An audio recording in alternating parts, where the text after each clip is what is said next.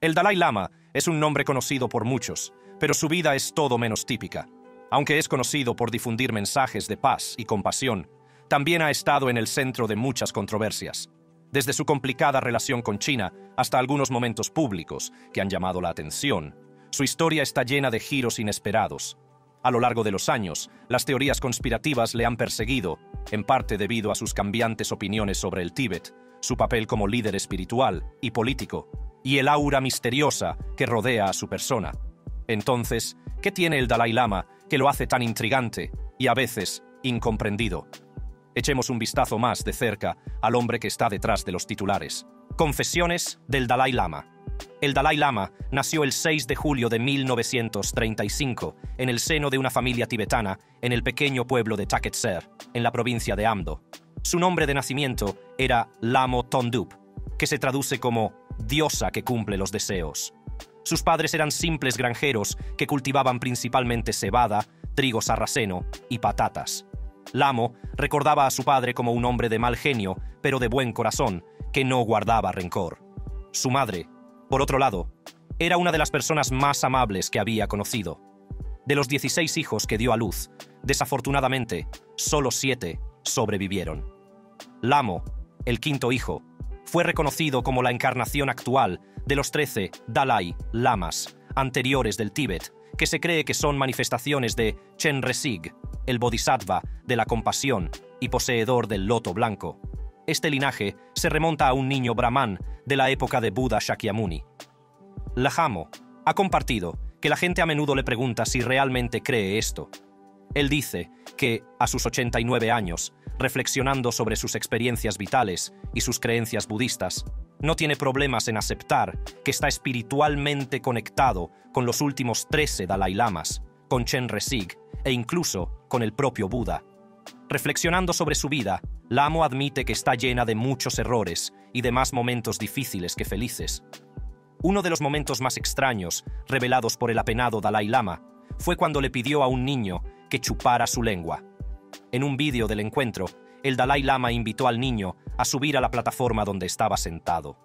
El niño le besó en la mejilla, le dio un abrazo y luego, siguiendo la petición del Dalai Lama, le besó en los labios mientras sacaba la lengua. El Dalai Lama dijo entonces: «Y chúpame la lengua», mientras el niño se inclinaba, provocando las risas del público. Las imágenes se hicieron rápidamente virales, provocando una reacción generalizada en Internet, con gente que condenaba su comportamiento por perturbador e inapropiado. Snap, un grupo de defensa de las víctimas de abusos por parte del clero con sede en Estados Unidos, expresó su indignación, haciendo hincapié en su preocupación por el joven implicado en lo que calificaron de repugnante petición de una venerada figura espiritual. Aunque sacar la lengua tiene sus raíces en un saludo tradicional tibetano, hoy en día rara vez se practica, lo que aumentó la confusión y las críticas en torno al incidente. En El arte de la felicidad, un manual para vivir, se expuso un momento especialmente difícil para él. Se le preguntó al Dalai Lama si había algo en su vida de lo que se arrepintiera. Compartió una historia personal con el coautor sobre un monje anciano que tenía problemas para hacer ciertas posturas de yoga debido al deterioro de su salud. El Dalai Lama le había aconsejado que se detuviera, diciendo que era demasiado viejo para tales prácticas. Más tarde, se enteró de que el monje se había quitado la vida, creyendo que al hacerlo reencarnaría en un cuerpo más joven y podría volver a realizar los ejercicios. Pero antes de estas experiencias, el Dalai Lama tuvo una infancia llena de sus propias dificultades. Cuando Lamo Thondup tenía solo 2 años, un grupo de búsqueda enviado por el gobierno tibetano llegó al monasterio de Kumbum con la misión de encontrar al próximo Dalai Lama. Habían sido guiados por una serie de señales misteriosas, comenzando por el cuerpo embalsamado del 13º Dalai Lama, Thupten Gyatso, que había fallecido en 1933 a la edad de 57 años. Durante la momificación, su cabeza se había desplazado para mirar hacia el noreste en lugar de hacia el sur, lo cual era inusual. Poco después, el regente, un lama de alto rango, tuvo una visión en las aguas sagradas del lago Lamoy Latso, en el sur del Tíbet. Vio aparecer las letras tibetanas A, K y Ma, seguidas de la imagen de un monasterio de 3 pisos con un tejado turquesa y dorado, un camino que conducía a una colina y una pequeña casa con canalones distintivos. El regente estaba seguro de que la letra A señalaba la provincia de Amdo, en el noreste, así que allí se dirigió el grupo de búsqueda. Cuando llegaron a Kumbum, el equipo de búsqueda sintió que estaban en el camino correcto. Si A era para Amdo, entonces K podría representar el monasterio de Kumbum, que coincidía con la visión con sus 3 pisos y techo turquesa. Todo lo que quedaba era encontrar la colina y la casa peculiar. Exploraron las aldeas cercanas, hasta que se encontraron con una casa con viejas ramas de enebro en el tejado, un detalle inusual que coincidía con la visión. El equipo estaba seguro de que estaban cerca, pero decidió mantener ocultas sus verdaderas intenciones. Pidieron pasar la noche allí, y el líder, Kheotsang Rinpoche, se disfrazó de sirviente y pasó la velada observando y jugando con el niño más pequeño de la casa. El niño sorprendió a todos al reconocerlo y gritar «Sera Lama, Sera Lama», refiriéndose al monasterio de Kheotsang Rinpoche. Unos días después, el grupo de búsqueda regresó formalmente, esta vez trayendo pertenencias del 13º Dalai Lama, mezcladas con artículos similares que no le pertenecían. Cada vez, el joven Lamo elegía correctamente los artículos que eran del Dalai Lama, diciendo «Es mío». Esto dejó pocas dudas en la mente de los buscadores de que habían encontrado al nuevo Dalai Lama. Pronto, el niño de Taktser fue reconocido formalmente y llevado al monasterio de Kumbum. A una edad muy temprana, Lamo tuvo que dejar a sus padres y el entorno familiar de su hogar para trasladarse al monasterio de Lhasa. Esta separación tuvo un precio, literalmente. Tuvo que hacer un pago importante, no a sus padres, sino a Ma Bufeng, un caudillo musulmán chino local que se negó a dejar ir a Lamo sin él. Lamo describió más tarde este momento como uno de los períodos más infelices de su vida. El viaje a Lhasa fue largo, duró 3 meses. Cuando Lamo Thondop y su grupo finalmente llegaron, fueron recibidos por altos funcionarios del gobierno y escoltados a la llanura de Doe Gut Hang, a solo 2 millas de las puertas de la capital. Al día siguiente, se celebró una ceremonia en la que se le otorgó oficialmente a Lamo Thondup el liderazgo espiritual del Tíbet. Después de eso, él y su hermano Lobsang Samden, que habían estado aquí durante bastante tiempo, fueron llevados a Norbulinka, el palacio de verano de los Dalai Lamas, situado al oeste de Lhasa. Poco después, Lamo fue llevado al templo de Yokang para una ceremonia llamada Tafue, o corte del cabello, que marcaba su iniciación como monje novicio. Siguiendo la tradición, renunció a su nombre, Lamo Thondup, y adoptó uno nuevo, Yamphel Ngawang Lobsang Yeshe Tenzin Gyatso. Esto marcó el comienzo de una vida llena de desafíos. El primer gran desafío al que se enfrentó Tenzin llegó en el verano de 1950. Recordaba haber salido del baño en Norbulinka cuando el suelo comenzó a temblar de repente. La gente empezó a entrar en pánico, especulando que el temblor era algo más que un simple terremoto. Algunos creían que era un mal presagio. Solo 2 días después, descubrieron que no se trataba de un terremoto natural, sino de un ataque de soldados chinos a un puesto tibetano. Los comunistas chinos dejaron claras sus intenciones. Pretendían liberar el Tíbet de las fuerzas imperialistas, y no se iban a detener. Esto puso en grave peligro a más de 8.500 oficiales y soldados tibetanos. En octubre llegaron noticias aún más preocupantes. Un ejército de 80.000 soldados del Ejército Popular de Liberación había cruzado el río Drichu al este de Chamdo, y Lhasa corría el riesgo de caer. A medida que se acercaba el invierno y la situación empeoraba, los asesores sugirieron que Tenzin asumiera la plena autoridad política. Así, el 17 de noviembre de 1950, con tan solo 15 años, Tenzin fue entronizado formalmente como líder político del Tíbet en una ceremonia en el Palacio Norbulinka. Para conmemorar este acontecimiento, Tenzin concedió una amnistía general, liberando a todos los prisioneros. Ahora, como Dalai Lama de 15 años, era el líder indiscutible de 6 millones de personas al borde de la guerra. ¿Cómo lo logró? Bueno, primero tuvo que fortalecer sus habilidades de liderazgo y ganarse la confianza de sus seguidores. Para ello, Tenzin nombró a 2 nuevos primeros ministros, Lobsang Tashi, un monje, y Lukangwa, un administrador laico experimentado. Luego, tras consultar con los 2 primeros ministros y el Kashag, Tenzin decidió enviar delegaciones al extranjero, a Estados Unidos, Gran Bretaña y Nepal, con la esperanza de persuadirlos para que apoyaran al Tíbet. Se envió otra delegación a China, en un intento de negociar una retirada. Mientras estaba en Dromo, cerca de la frontera con Sikkim, recibió noticias preocupantes. Aunque la delegación a China había llegado a su destino, las demás habían sido devueltas. Era difícil creer que el gobierno británico estuviera reconociendo ahora la reclamación de China sobre el Tíbet. Igualmente desalentadora era la vacilación de Estados Unidos a la hora de ofrecer apoyo. Frustrado por la falta de apoyo de Gran Bretaña y Estados Unidos, Tenzin hizo un último intento para evitar una invasión china a gran escala. Envió a Ngabong Ngawang Jigme, el gobernador de Kham, a Pekín para entablar conversaciones con los chinos. Aunque esta delegación no tenía autoridad para llegar a ningún acuerdo, su misión era persuadir a los líderes chinos de que no invadieran el Tíbet. Sin embargo, una noche, mientras Tenzin estaba sentado solo, una voz áspera y crepitante en la radio anunció que un acuerdo de 17 puntos para la liberación pacífica del Tíbet había sido firmado ese mismo día, 23 de mayo de 1951, por representantes de la República Popular China y lo que llamaban el gobierno local del Tíbet. Para su sorpresa, Tenzin se enteró de que los chinos habían obligado a la delegación de Ngabo a firmar el acuerdo, incluso falsificando el sello tibetano. Esto supuso una gran victoria para China, ya que garantizaba el cumplimiento tibetano, a punta de pistola, de los términos de devolver el Tíbet a la madre patria. Tenzin regresó a Lhasa a mediados de agosto de 1951.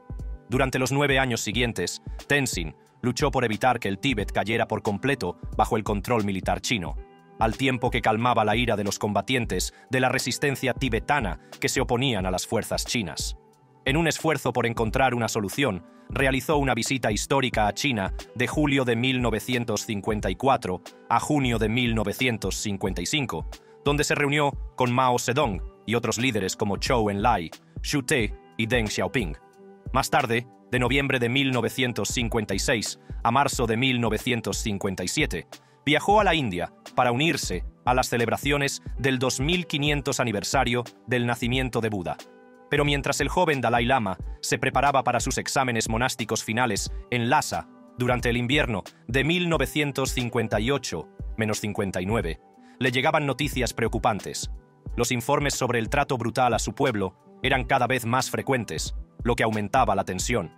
El 10 de marzo de 1959, el general Zhang Chengwu, de la China comunista, invitó al líder tibetano a asistir a una representación de una compañía de danza china. Pero cuando la invitación fue seguida de condiciones estrictas, ningún soldado tibetano podía acompañarlo y sus guardaespaldas tenían que estar desarmados.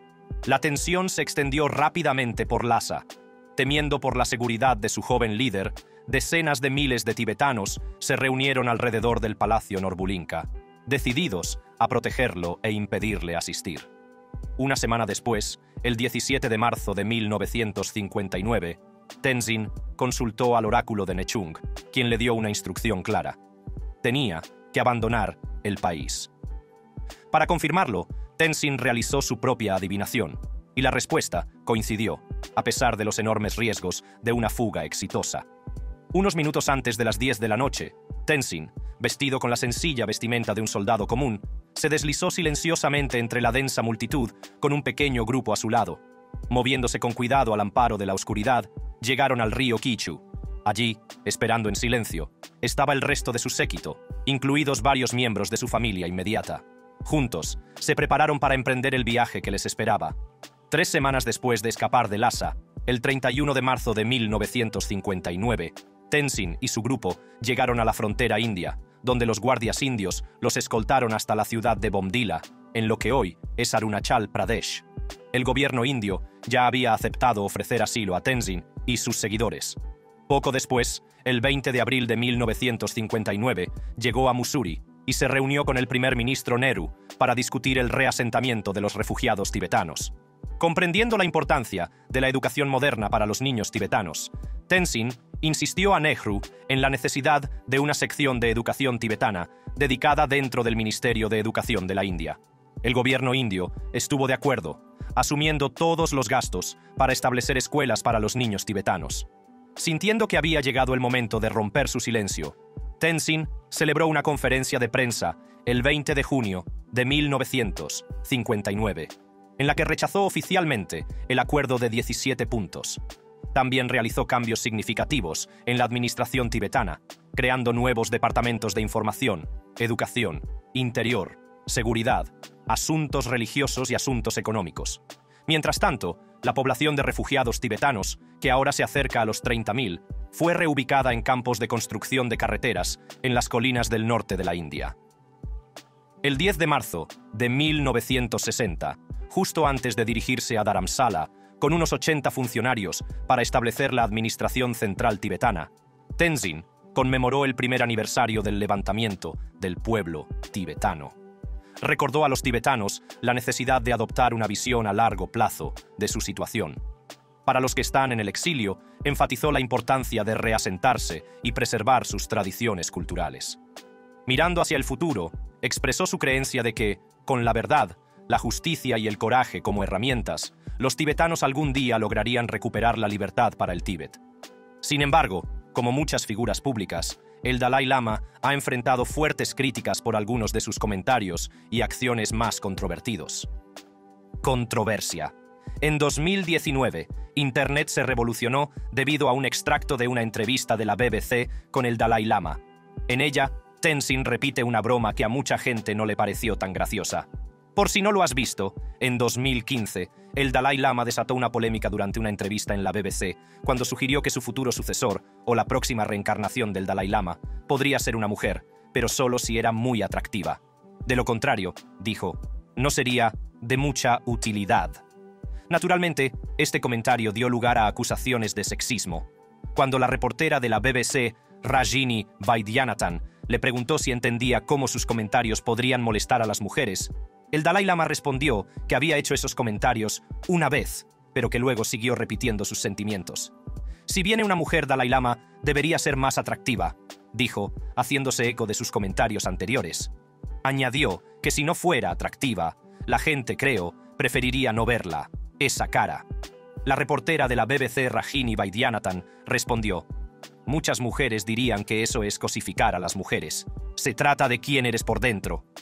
4 años después, en una nueva entrevista, el Dalai Lama repitió sus comentarios anteriores, a pesar de la reacción negativa, pero esta vez fue aún más lejos, diciendo que una mujer Dalai Lama tendría que ser muy, muy atractiva. Cuando se le preguntó por qué, explicó que las enseñanzas budistas enfatizan tanto la belleza interior como la exterior. Su oficina emitió más tarde una disculpa, aclarando que se opone a la cosificación de la mujer y que ha apoyado sistemáticamente los derechos de la mujer y el movimiento mundial por la igualdad de género. En esa misma entrevista de la BBC de 2019, volvió a generar controversia al criticar a Donald Trump, diciendo que el tiempo en el cargo del presidente electo había estado marcado por una falta de principios morales, lo que provocó críticas de los partidarios de Trump. Destacó como cuestiones clave la decisión de Trump de retirar a Estados Unidos del Acuerdo Climático de París y el trato a los migrantes en la frontera. El Dalai Lama también expresó su preocupación por la coherencia de Trump, señalando que a menudo no cumple sus propias declaraciones y parece emocionalmente impredecible, especialmente cuando las cosas no salen como él quiere. Pero ese no fue el único momento de moda de ese año. En el mismo año, el Dalai Lama suscitó más controversia, esta vez con sus comentarios sobre los refugiados en Europa. Con millones de personas huyendo de Oriente Medio en los últimos años, dijo que los países europeos deberían acoger a los refugiados, darles educación y formación y, luego, una vez equipados con nuevas habilidades, enviarlos de vuelta para reconstruir sus propios países. Cuando se le preguntó sobre aquellos que desean establecerse de forma permanente, respondió, un número limitado está bien, pero que toda Europa se convierta en un país musulmán es imposible. O en un país africano, también imposible. Presionado sobre su postura como refugiado, redobló la apuesta. Europa es para los europeos. Creo que es mejor que se queden en sus propias tierras, y mejor que Europa sea para los europeos. Naturalmente, sus comentarios provocaron reacciones violentas, y algunos lo tacharon de hipócrita, dada su propia historia como refugiado. Al abordar este tema, señaló que, para los tibetanos en la India, el objetivo siempre ha sido regresar al Tíbet cuando las circunstancias mejoren. Añadió que Europa ya está lidiando con demasiados refugiados, un comentario que algunos encontraron irónico, recordando cómo él condujo a miles de refugiados tibetanos a la India en 1959. Pero antes del torbellino de controversias de 2019, el Dalai Lama ya había dado el pistoletazo de salida con momentos que acapararon los titulares el año anterior. El primero fue en 2018, cuando surgieron informes de que el monje había recibido supuestamente $1 millón para visitar Estados Unidos y prestar apoyo a una organización muy controvertida con una notoria reputación de conducta sexual inapropiada. Esta organización lavó el cerebro y marcó a cientos de mujeres. El Dalai Lama aceptó el dinero y habló en un evento organizado por NXIVM, una organización de autoayuda descrita por antiguos miembros como una secta sexual que resultó en el encarcelamiento de su líder y otros miembros, incluida la actriz Alison Mack, por delitos que van desde el tráfico sexual hasta el trabajo forzado, pasando por el fraude de visados y transferencias bancarias. Durante el evento, el Dalai Lama incluso envolvió el cuello de Raniere con un kata, un pañuelo ceremonial tibetano. Para los seguidores de NXIVM, esto se consideró una gran victoria. Raniere, un antiguo programador informático, fundó NXIVM en 1998 y la calificó como un programa de desarrollo personal y profesional bajo el nombre de Executive Success Programs, junto con su socia Nancy Salzman. Pero las investigaciones de los medios de comunicación pronto revelaron que los líderes de NXIVM hicieron todo lo posible para promover su grupo a nivel internacional, incluso persuadiendo al Dalai Lama para que asistiera a su evento. Según se informa, la estrategia incluía congraciarse con el asistente estadounidense del Dalai Lama, con costosos regalos, viajes lujosos e incluso un supuesto romance con una rica heredera de bebidas, lo que levantó sospechas sobre la ruptura de los votos de celibato. Según se informa, los acuerdos fueron negociados por el Lama Tenzin Donden, conocido como el emisario personal de paz del Dalai Lama en Estados Unidos. Sin embargo, en 2018, Donden fue destituido de su cargo de secretario ejecutivo del Dalai Lama Trust, en medio de una investigación por corrupción que lo acusaba de hacer un mal uso de su posición como guardián del Premio Nobel. En 2018, el Dalai Lama también tuvo que disculparse después de hacer algunos comentarios sobre la historia de la India y Pakistán. Sugirió que si no fuera por la actitud egocéntrica de Jawaharlal Nehru, la India y Pakistán podrían haber permanecido unidos después del dominio británico. Según él, Mahatma Gandhi había querido que Muhammad Ali Jinnah fuera el primer ministro de la India para evitar la partición. Ahora miren a la India, dijo. Creo que Gandhi estaba muy dispuesto a darle el cargo de primer ministro a Jinnah, pero Pandit Nehru se negó, un poco de actitud egocéntrica. La implicación era que, si Nehru hubiera aceptado la visión de Gandhi, la partición de 1947 y la división de India y Pakistán podrían no haber ocurrido. Después de que sus comentarios suscitaran controversia, su oficina emitió una disculpa. Ahora, como una de las figuras espirituales más famosas del mundo, el Dalai Lama tiene una vida llena de paz y un poco de rareza, lo que lo convierte en una persona bastante interesante. Mientras que millones lo admiran por su mensaje de bondad, también ha estado rodeado de su buena cantidad de teorías de conspiración. Conspiración en torno al Dalai Lama. Desde que huyó del Tíbet en 1959 tras la toma de poder de China, el Dalai Lama se ha visto atrapado en una larga y complicada danza con el gobierno chino.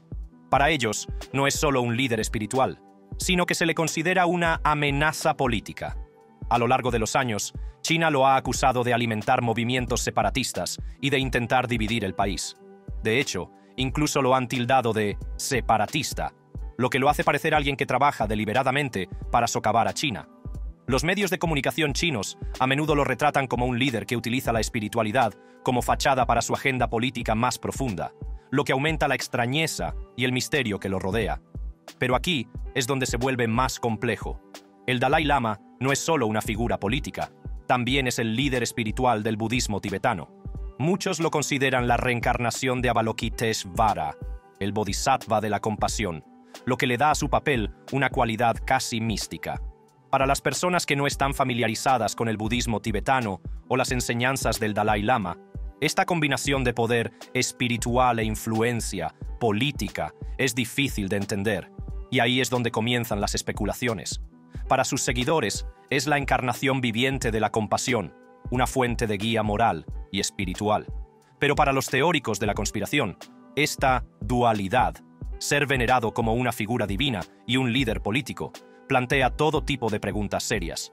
Otra cosa es que el misticismo es una parte importante de la identidad del Dalai Lama, y las personas que no comprenden plenamente el budismo tibetano, como muchas personas en Occidente, lo cual es comprensible, pueden sentirse atraídas por los aspectos más misteriosos de su vida. Después de todo, cualquier líder espiritual con vínculos con algo tan místico como la reencarnación está destinado a despertar la curiosidad.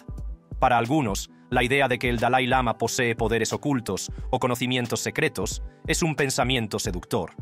Cada uno de sus movimientos es observado de cerca, y algunos interpretan sus acciones y palabras como portadoras de significados más profundos, que no son inmediatamente obvios para la persona promedio. Esto solo alimenta la creencia de que hay algo más debajo de la superficie. Ahora, si a esto le sumamos el papel del Dalai Lama como exiliado político y figura de renombre mundial, es fácil ver por qué es un imán para la especulación. Su posición es todo menos sencilla.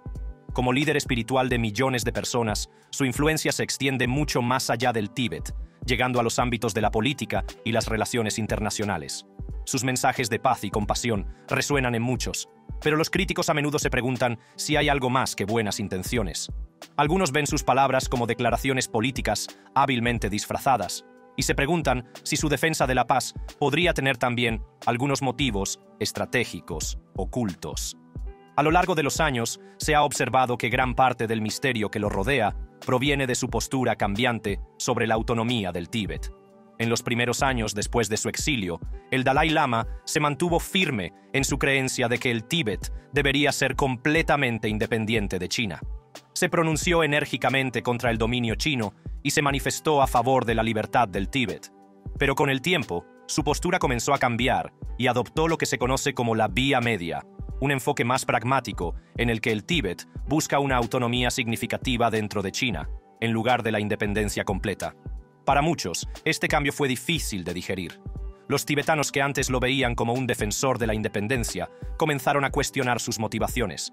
¿Estaba siendo simplemente pragmático, adaptándose a la realidad de su exilio y al panorama político? ¿O había algo más en juego?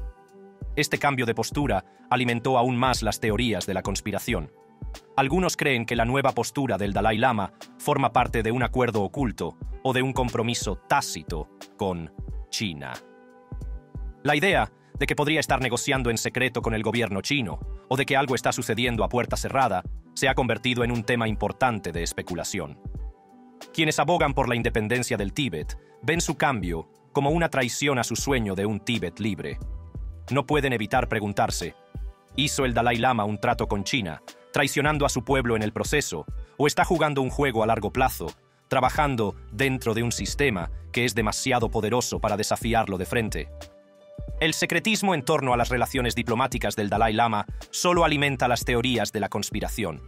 Su papel como figura espiritual y política significa que cada palabra que dice, cada decisión que toma, es analizada en busca de significados ocultos. Con su influencia extendiéndose mucho más allá de la esfera religiosa y adentrándose en la escena política internacional, no es de extrañar que sus acciones despierten la curiosidad y lleven a la gente a preguntarse qué está pasando realmente entre bastidores. ¡Has llegado al final del video! Parece que te ha gustado. ¿Por qué no echas un vistazo a estos otros videos en tu pantalla? A ver si también te gustan.